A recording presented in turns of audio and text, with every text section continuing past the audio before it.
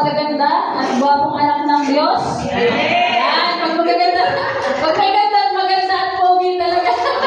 Yes, masigla. So yan, sige po. Salamat po sa Lord. Tayo po ay nasa ikatlong linggo na ng taon. Napakabilis po ano. Sino po excited sa Christmas party? Yan, so Christmas party agad. Ano? So sige po. So last Sunday, yan, so may na-share po ang ating Pastor Romel sa atin. So kapag New Year daw, marami pong nagre-renew. Tama po? Kasi na po dito nakapag-renew na ng lisensya. Nakapag-rehistro na, o renew na may rehistro ng sasakyan. Wala pa? Yan, nananawagan po kami sa behalf po ng LTO. Sige po. So ngayon pong buwan ng January, ang theme po natin is about renewal. Sabihin nga natin renewal. Isa pa, renewal. Yan. Sinabi po again, pag new, bago. So bago ulit. Yan. Sino po gusto ng bago? Sino po gusto ng luma? Yes! You're correct. Plus 10 points sa yan. So, maganda po, syempre, yung bago. Sa'yo sa katabi mo, gusto ko ng bago. Parang ikaw yung bago mo, ano na. So, yan. So, pero bago tayo magkaroon ng bago, or bago tayo mag-renew ng kahit ng anuman, naniniwala po ba kayo na may proseso? May proseso po. So ngayon po umaga, ang ating pagtatalakayan po, lahat po ng pogi at magagandang anak ng Diyos. Samahan niyo po ang basahin ang ating title. Nandiyan po ba, TV? Hindi po yan, yung the process. Plain lang po yung plain. Yan. So ngayong umaga, ang title po is The Process of Renewal. Yan, sabay-sabay po tayo. The Process of Renewal. Yan. Kung ang lisensya, yan, kung halimbawa may license ako, para ma-renew ko yun, ang gagawin ko, kukunin ko yung lisensya. Pangalawa, dadalhin ko yung lisensya. At pagkatapos, ibibigay ko yung lisensya para ma-renew. Sa tingin niyo po ba kung naka-stay siya sa bahay na renew yan? Di ako lang yan dyan. Mamaya pupunta na ng LTO eh. Ma-renew na yan. So, hindi po. Ano pong dapat? Tayo po ay merong proseso. Ngayong araw, o ngayong buwan, o unang taon, o unang buwan ng taon, marami tayong gustong mabago. Uy, parang walang gusto mabago. So, sa January nga po, usong-uso ang salitang resolution. Sino na po dito ang may New Year's resolution?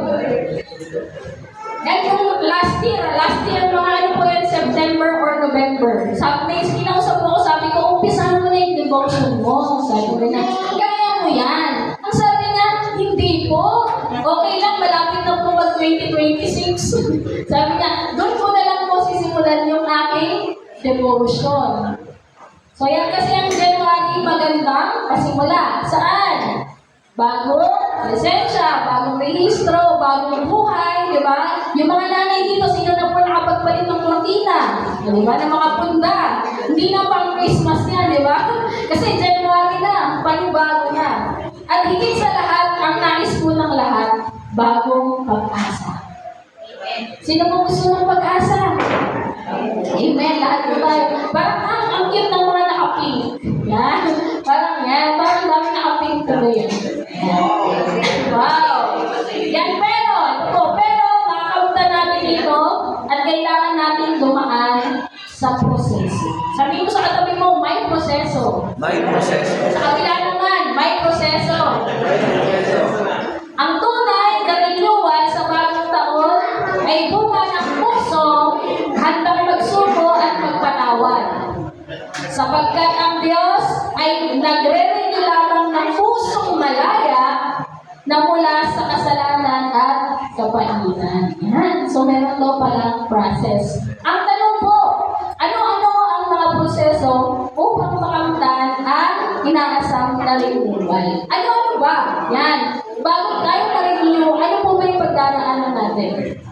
Unang bagay po, renewal begins with surrender. Yan. Renewal begins with surrender. Basahin po natin sa Genesis chapter 22, verse 2. Sinabi sa kanya, isama mo ang kaisa-isa at pinakamamahal mong anak na si Isaac at magpunta kayo sa lupain ng Moriah. Umakyat kayo sa bundok na tinuturo ko sa iyo at ihandog mo siya sa akin. Sige po, tayo po ay manalangin sumatin. Hallelujah, hallelujah. Aming Diyos, salamat po sapagkat ikaw ay buhay, ang mga salita mo ay buhay. At salamat din po, Diyos, sa pagkakataong itong bubuksan mo ang aming puso, ang aming isipan upang maunawaan po namin ang nais mo pong sabihin sa bawat isa po. At itago niyo po ako sa inyong likuran, Panginoon.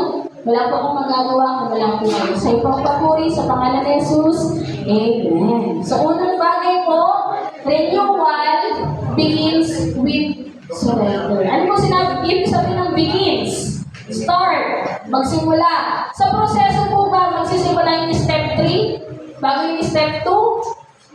O yung last na process bago yung step 1? So, hindi mo pwedeng sumorkat. Ano po? Kahit may kakilala tayo sa government, yan, di ba? Shout out. May kakilala na sumushortcut talaga yan. Nandun na siya. Kasi kakilala lang si ganun eh. Pero, ang renewal mo na pag-aaralan natin ay walang shortcut. May proseso. Sa usaping renewal, unang hakbang ay ang pagsuko. Yan. Sino po dito sumuko na? Gusto ko ng sumuko. Yan, sumuko, di ba? So may feeling tayo na gano'n, ginugilo po yung suko. Sabi niya, suko. Pagsuko, pagpahuli o magpahuli. Ano ba yung magpahuli? Pag surrender, di ba gano'n? Di ba may police? Walang gagalaw. Ganyan, surrender. Ano yung sabihin nun? Pag nagtaas ka ng kamay, okay lang kahit kapkapan ka dyan, di ba? Okay lang kahit pasasan ka. Okay lang kahit anong gawin niya sa katawan mo. Bakit? Sabi mo, surrender na. Suko na ako. Okay, so suko. Ito yung nagbigay sa akin ng pansin. Sabi nun, mawala. Ibig sabihin po, pag nag-surrender ka ng isang bagay, mawawala sa iyo. Sino po dito handa ng sumuko? Hoy, yan na. Sino dito handa ng sumuko? Once you surrender, mawawala na sa iyo ang bagay na iyon. Sino po dito may mga asawa? Sino po na ba ang sweldo? Meron na bang paunang sweldo ngayong January? O wala ba? Yan. Ang sweldo, sinusuko yan eh. Parang ganda ng ngiti niya, yan. So, halimbawa, nag-apply tayo sa work. Di ba po may process, may requirements, kailangan ng SSS, PhilHealth, GSISS, pag-in, ganyan, di ba? Ang dami-daming requirements. Pero, nakihingi na ba sa inyo ng TOR or diploma? Di ba po, usually kinukuha na yun, hindi po binabalik. Kaya po yung iba nagpapacertify through company. Bakit po? Kasi pag binigay mo na yun, hindi na ibabalik. Pag sinarender mo na, hindi na ibabalik. Mga kapatid, renewal begins with surrender. Genesis 22. So ito po kasi yung story ni Abraham and ni Isaac. Sino pong nakakaalala kay Abraham? Si Abraham po ay isang matandang tagasunod ng Diyos. Matanda na po kasi siya, sabi sa Bible. Pero, nagkaroon pa siya ng anak. Wala niyo kung ilang taon. 100 years old. O si Lolo Ito may pag-asa pala. Yan! So, si Abraham, grabe, 100 years old siya. Si Sarah din matanda. Pero nagkaroon pa sila ng anak. At ang anak po nila ay tinawag na, ano nga po pangalan? Isaac po. Yan, si Isaac. So, sabi po dito sa chapter 22, verse 1 to 2, kinausap po ng Diyos si Abraham. Sabi niya, Abraham, kailangan mo maghandog sa akin. Dali mo yung pinakamamahal mong anak, tapos magdala ka rin ng panggatong. Ang ginawa po ni Abraham, ginawa niya. Tapos po, 3 days silang naglalakbay. Imagine nyo, 3 days naglalakbay, naglalakad lang. Tapos nung nakarating na sila dun sa place, sabi ni Abraham dun sa kasama niya, maiwan ka dyan, iwan mo yung asno. Tapos, ang dala-dala lang ni Abraham, papunta dun sa handugan, is si Isaac at saka, sino pa? Ay ano pa? Yung panggatong. So, sabi ni Abraham, sige anak, buhatin mo to. Si Abraham ay si Isaac naman ganyan.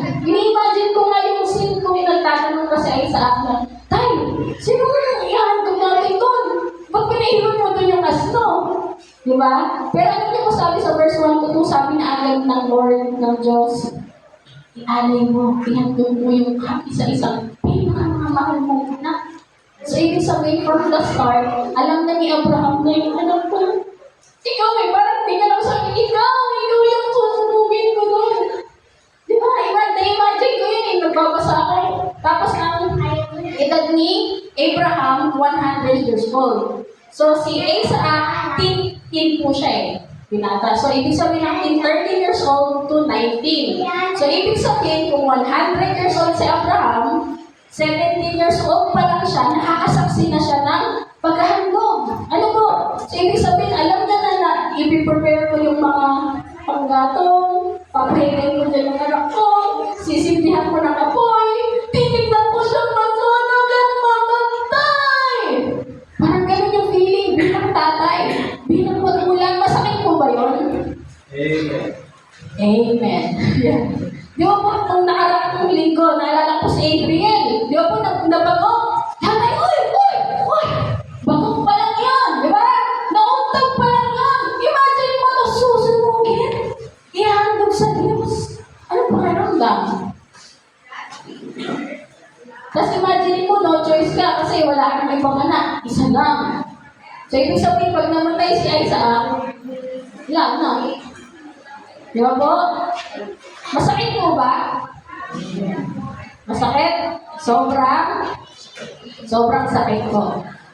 So, alam ni Abraham na si Isaac ang ihahandog niya, pero sumunod po siya sa Diyos. Alam niyo po, nakita sa buhay ni Abraham yung total surrender niya. Isinuko niya sa Panginoon yung kanyang kaisa-isa at pinakamamahal na anak. Alam niyo po, na-realize ko habang nag-aaral ko, hindi lang po pala mahihirap o pangit yung sinusuko, kundi magagandang bagay dito. Okay lang po sa inyo? Sabi ko, Lord, bakit naman? Yan, diba? Ito.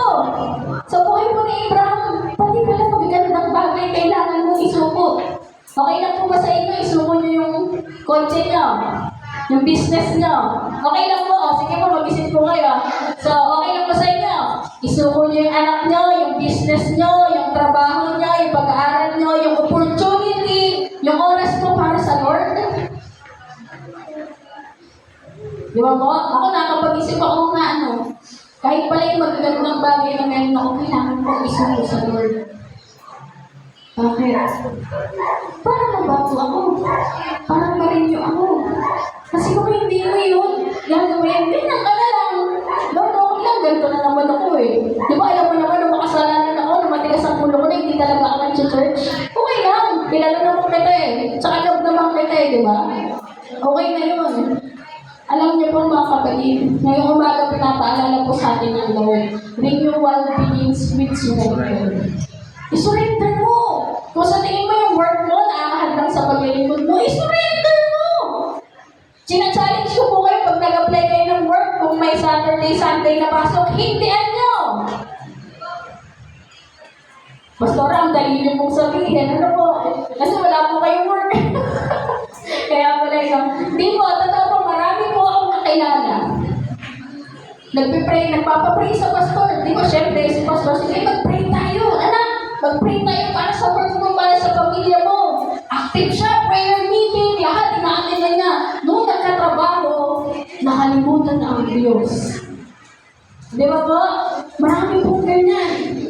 Kanino ba galing yung trabaho natin? Kanino ba galing yung talino natin sa pag-aaral? Sa Lord. Hindi po ako galit Yung business natin, di ba? Sino ba nagpapalago niyan? Si Lord. Magsarado ka tuwing Sunday. Si Lord magpapalago niyan. Surrender lang. Surrender. Mahirap. Oo, masakit. Sobrang sakit. Pero magsimula tayo. Para maramdaman natin yung renewal. Nung si Abraham, ihahandog niya na si Isaac, ilalagay niya na asin. Ayan na, papahigay na. Biglang may umimik. Ay, the Lord provides. Sabi ko, meron na dito, may hayop na umimik. O, kinuha niya.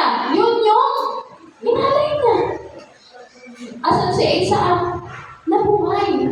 May promise kasi si Lord Sa chapter 45, sabi niya, magsisimula sa lahi, hindi ka sa anak. O di ba may promise? Alam niyo po, pag sinurrender natin kay Lord lahat, marirenew ang lahat sa atin. Sabi ko dyan, lumalabas ba?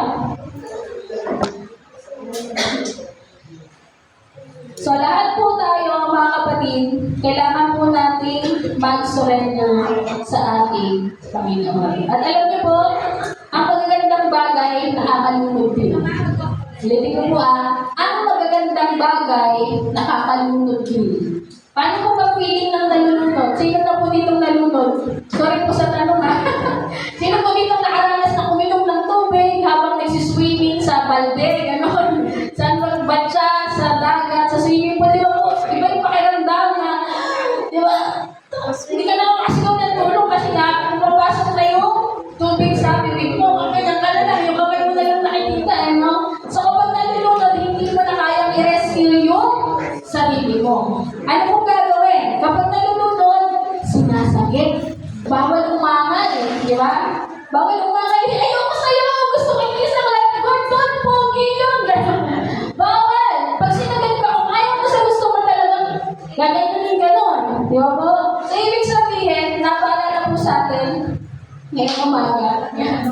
So, parang hirap mas na lahat ng magandang bagay kailangan natin isuko kung nakakasagabal mo po ito sa paglilingkod po natin sa Lord. Kasi kaya ng lahat i-review. Hindi iniligtas ng Diyos ang marunong. Iniligtas niya ang sumusuko. Handa po ba tayong sumuko ngayong umaga? Amen. Amen. So, pangalawang bagay